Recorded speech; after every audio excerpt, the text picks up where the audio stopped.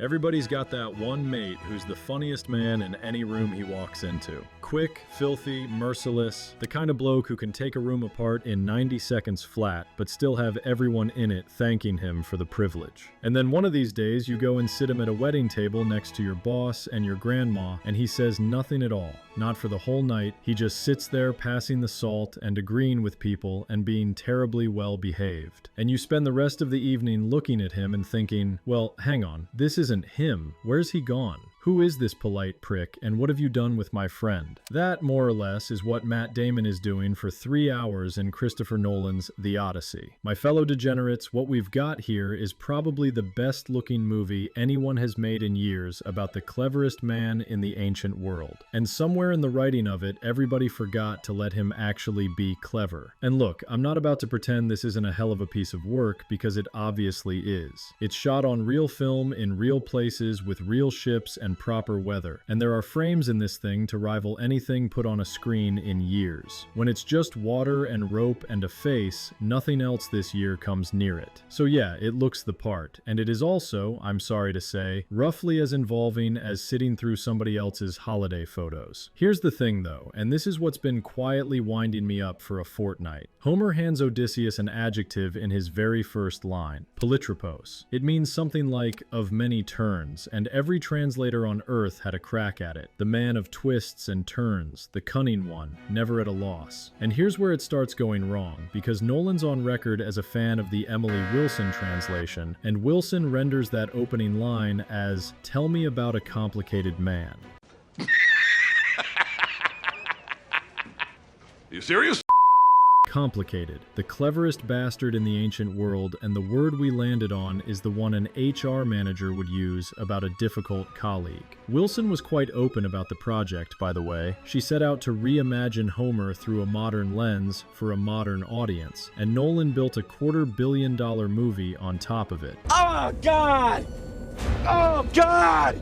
So the hero got flattened before anybody picked up a camera. He is not the strongest character in the story, he isn't even close to it, but he is the one who always wins by lying. The Trojan horse was his idea in the first place. He beats a giant by telling him his name is Nobody, gets him hammered, blinds him, then can't stop himself shouting his real name across water on the way out because he can't bear losing credit for it. That is your hero, and he is vain and clever and constitutionally incapable of doing a single thing the straightforward way. So what does this movie hand you instead? A broken, depressed, knackered bloke having a long and extremely wet think about the war and not a great deal else. And I don't think I'm being unfair, but that turned out to be the complaint you find over and over from actual paying audiences. His trickster is gone, and all that's left is a bloke that things happen to. And you know what? A lot of them wanted to love it. It's Odysseus reimagined as a trauma study, which is a perfectly legitimate reading of the poem, and also the one reading that quietly deletes every last thing that made the character worth watching in the first place. And why does all that matter quite so much? Because the plot doesn't really work without it. The Odyssey is a scheming plot. It was always a series of impossible rooms that a clever man talks his way out of, and for 3,000 years the pleasure was watching that man work out an angle. Take away that angle and you're left with a bloke in a boat that things happen to. You can admire somebody who endures for 3 hours, but it is a lot harder to actually care about him. And once his cleverness goes, the rest of it starts to wobble as well. The gods get thinned out, but so do the monsters. The whole thing gets flatter and grayer and blander, and a good deal more sensible as it goes, until by the end of the second hour, the most famous images in Western storytelling have turned into dull, forgettable weather. And the sirens,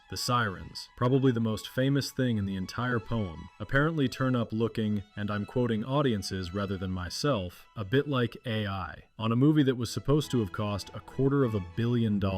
Lord of the Rings did this with rubber and forced perspective 25 years ago, but it still looks better than some of what's on screen here. Oh, and then there's the casting, because of course there was, since there always is these days. And let's be straight about this one, because the casting is genuinely bad. This is a story about ancient Greeks, populated by a cast who could not look less like ancient Greeks if they were actively trying at it. Assembled by a studio that very obviously ran the whole thing past a spreadsheet before it went anywhere near the script. Helen of Troy, the single most famously beautiful woman in Western literature, cast on grounds that have nothing whatsoever to do with the text. Travis Scott turning up because somebody in marketing had what they thought was a bright idea. It's lazy, it's unfaithful, and it tells you precisely how much respect anybody involved had for the source material, which is none. And here's the genuinely funny part, and the only reason I'm not angrier about it. It doesn't matter. It should have wrecked the film, and it just doesn't, because almost every one of those people is on screen for about 30 seconds and then gone again. The movie accidentally saves itself by barely using the thing everybody spent half a year screaming about. Tell me, boys, how did that work out for you? Yeah, worked out bloody great, didn't it? Which brings us, more or less inevitably, to numbers. And this is honestly the bit I wanted to get to. The critics have it at 94%.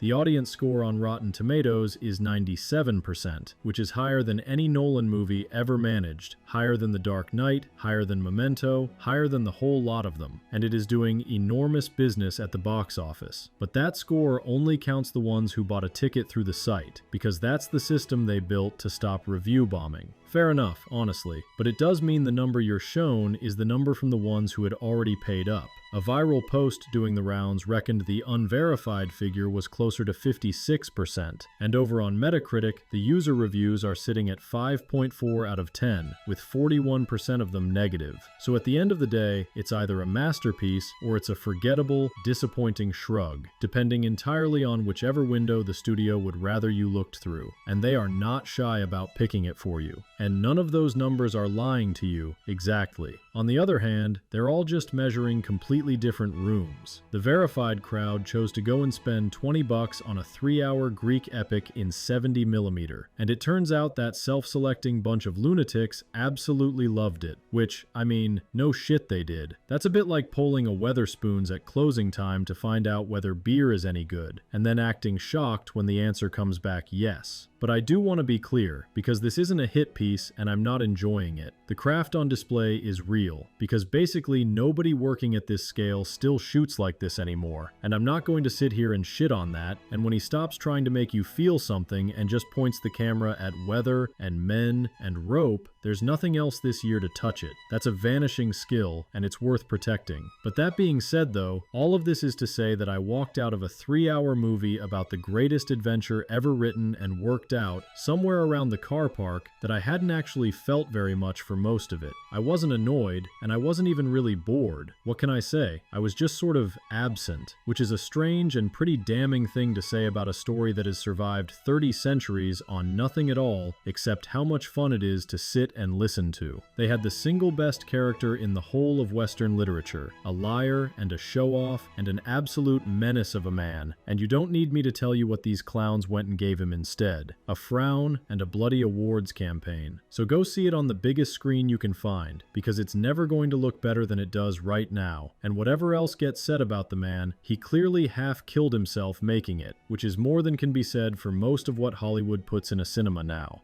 Then go home and read the book. It's free, it moves 10 times quicker, and the guy in it actually does something, which is more than you can say for this poor guy.